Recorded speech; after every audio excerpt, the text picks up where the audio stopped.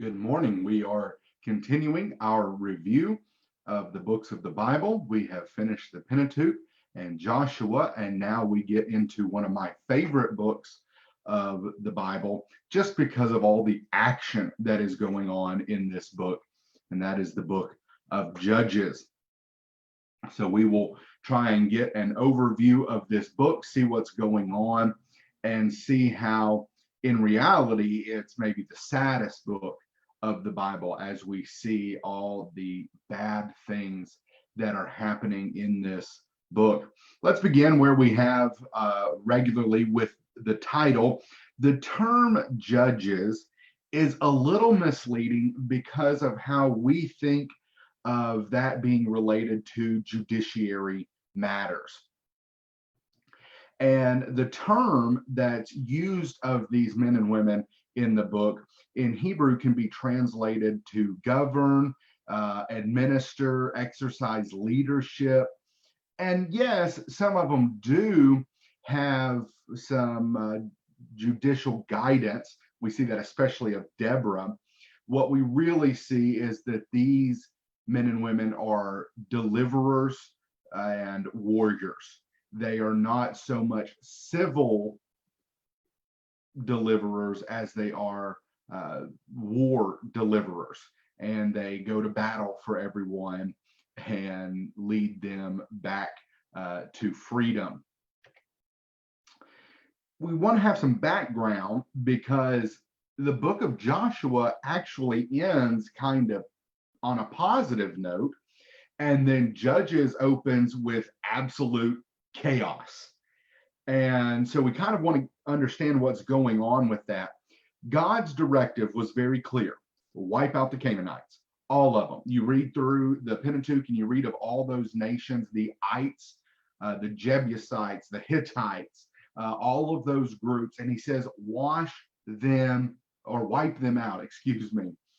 And what we see is that God warns them: if you don't wipe them out, they will be as thorns in your sides. And then we see Israel fails to obey God. They do not wipe out the Canaanites. They force some of them to forced labor. So they subjugate some of them, but they don't wipe out everyone as they were told to do. And the result of this, and this is very important, especially for this book, as we see the whole book unfold before us, we see the Canaanization of Israel. Israel becomes Canaan, exactly what God had wanted them to destroy is what they become. And so as we see God punishing them for being like the Canaanites, this is a cycle that we'll look at in just a moment. God would allow them to be subjugated to the Moabites, the Philistines, or some surrounding neighbor.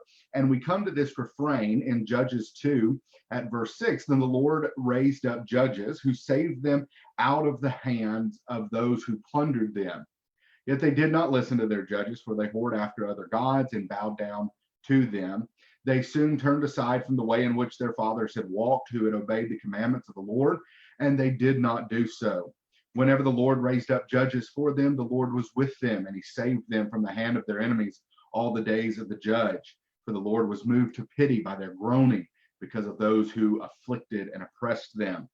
But whenever the judge died, they turned back and were more corrupt than their fathers, going after other gods, serving them and bowing down to them.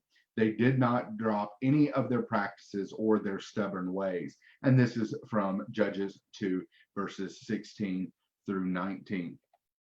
And so we learn a couple of things about the judges from this passage. First of all, we see that God is their authority. God raised them up. God chose these. It wasn't like there was a succession of judges. It was that God appointed these judges, and their purpose was for the deliverance of the people. The people had been subjugated, and God would raise up this judge, this warrior, this deliverer to deliver the people from their bondage. And we see that there is, and this is a generalization, there is a focus on external enemies, looking at the enemies around the nation rather than internal disputes. And so we're not going to see a whole lot of civil revolution and that kind of a thing. We'll get to some civil issues at the end of the book. But for the most part, these judges are going to be dealing with external enemies and not internal disputes. Now, when was the judges' era in biblical history? In the story of the Old Testament, when did this happen? And really, I'm kind of thinking of what years was this going on? This is a highly debated topic, mainly because of the date of the Exodus. There's a lot of debate in when the Exodus happened, but one of the most common conservative numbers, and this is the early date. And I realize there's objections and arguments for a later date. I get that, but we're going to work with the number 1440 here was the date of the Exodus. So remember, they wandered in the wilderness for 40 years. So that puts the conquest beginning at about 1400. Remember, we're dealing very generally here, kind of round numbers just to help our minds out a little bit. Joshua's death would have been maybe around 1380. And it was at Joshua's death that we can kind of begin the Judges era. All right. 1 Kings 6 at verse 1 tells us that the temple was built about 480 years after the Exodus. So if you do your math, what you see is that Solomon's reign, Solomon's time would have begun about 960. Again, about 960. You back up 40 years for David's reign, that puts us to about 1000. And then you back up another 40 years for Saul's reign, and that puts us at 1040. And so, based on that date for the Exodus, we can put the Judges era, we can say that the Judges ruled probably from around 1380 to 1040. Now, if you add all the numbers up in the book of Judges, you're going to get a number that's a little bit larger than that. But I think some of that can count for overlapping judgeships, if we want to word it like that. And so it was during this time that the judges ruled in Israel. As far as who wrote this book, it's technically anonymous. Tradition has it that Samuel wrote it. There are a number of references to this time without a king. In this day, there was no king in Israel. And so maybe that implies that the author lived during the time of a king, during the monarchy. So we don't really exactly know when it was written or by who. Maybe Samuel is the best option given what we know of him. Let's talk about the purpose of the book, because when you get into the book, it's just a lot of fighting and sometimes an awful lot of chaos. Some have argued that the book of Judges is a defense of the people's request for a king. You'll remember Samuel was very unhappy with their request for a king. God was supposed to be their king. And so maybe this book was written to defend their request. And you have this repeated phrase, there was no king in Israel. And then you see later, everyone did what was right in their own eyes. Well, if this is a defense for Israel's request for a king, then it's a pretty good one, because things go bad quickly in this book. Maybe it's just a part of Israelite history. It's a transition from Moses and Joshua to the monarchy. And so Judges fills that gap here. And maybe it's just a good reminder to the people of the danger of turning from God and disobeying God. When God tells you to do something, furthermore, warns you of the dangers of not obeying him, maybe it's a good idea to listen. And so I think we have a little bit of all of this as we think about this book and its purpose. And we will address this just a little bit more towards the end. Let's look at the general story. Here's our general breakdown of the book. The book begins with Israel fighting old enemies, enemies that should have been wiped out during the time of Joshua as they go in to conquer the land. Judges continues with Israel fighting enemies because of apostasy. They would turn away from God, and God would sell them into the hands of the Moabites or the Philistines or the Edomites, whoever it may have been at the time.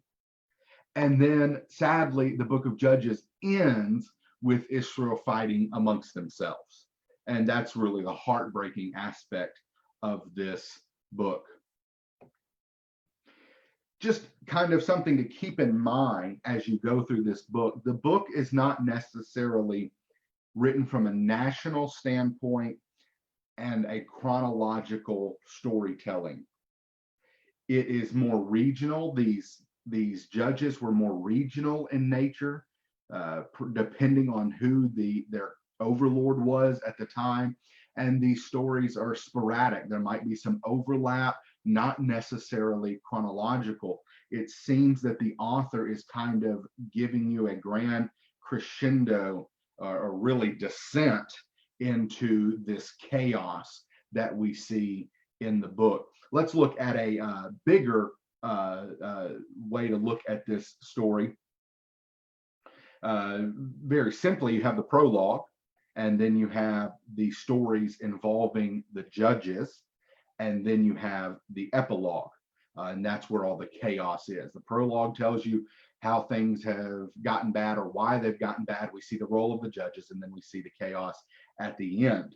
While we're thinking about this structure, and you probably already know this, the cycle of sin and apostasy and salvation that we see in Judges.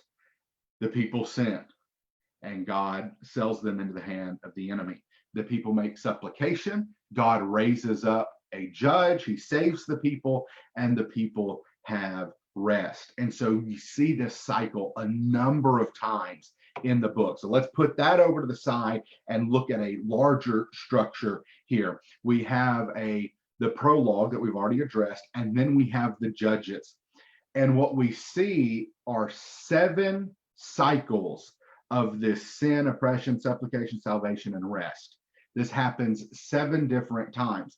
And I realize that there's more judges that are listed, but some of them are kind of grouped together in these cycles. And so we have a distinction maybe between the major judges and the minor judges. And that's really just a reference to the amount of text given to them, much like the major and the minor prophets. Not that one is necessarily more important than the other, but that one has more text. Isaiah is much longer than Obadiah, obviously. So we have Othniel, we have Ehud, who is grouped with Shamgar. We have the Deborah and Barak stories. We have the Gideon stories, which may be kind of the fulcrum of the whole book. You'll see how long his story is. We have the Abimelech story. Abimelech is more of a usurper, grouped with Tola and Jair there. We have the horrible Jephthah story with Ibzan, Elon, and Abdon. And then we have every young boy's favorite Old Testament character, and that is Samson. And Samson is just a hero among men because of his strength. And then you grow up a little bit and learn that he's actually really just a jerk. And then you have the epilogue. Let's think about this epilogue just for a minute. It is a dumpster fire of a situation in Israel.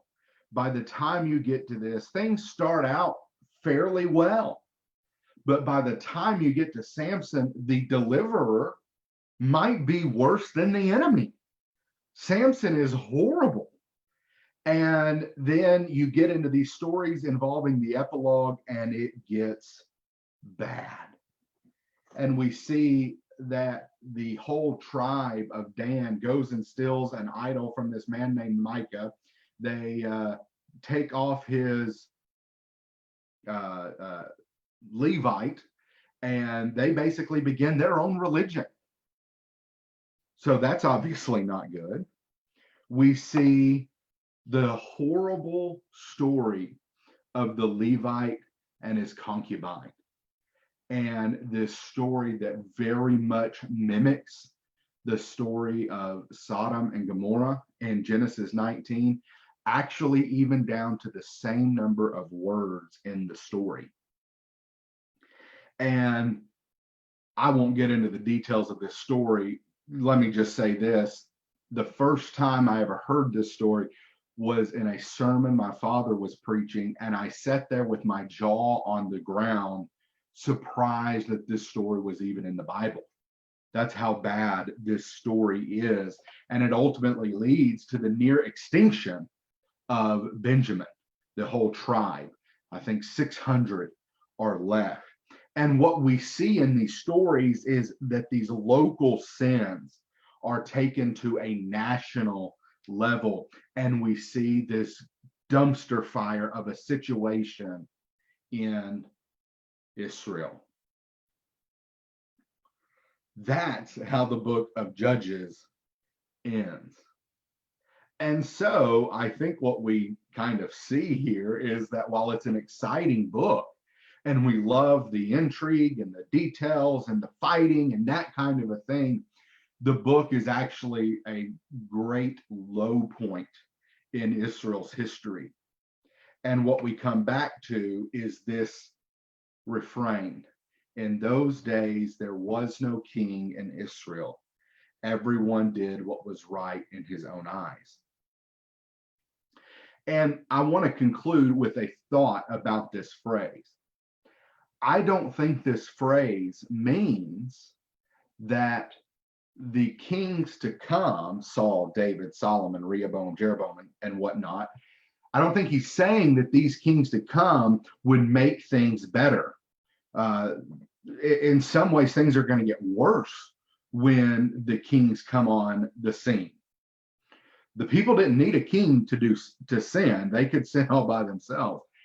I wonder if the point here is not that God was supposed to be their king. That's the point Samuel was going to make. This was a theocracy. God was their king, and yet they did not serve their king. They did not submit to their king.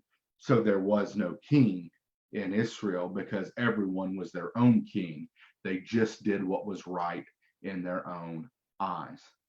So there's the book of Judges. It's an exciting book. It's a fun book to study as long as we recognize that it's actually a heartbreaking book because of what it means and what it represents in the history of Israel's people. When we follow our own hearts, when we do what is right in our own eyes, we will be disappointed, we will sin, and we too will need a savior. We'll see you next time as we talk about the book of Ruth, which is just a wonderful and needed relief in comparison to Judges. We'll see you next time.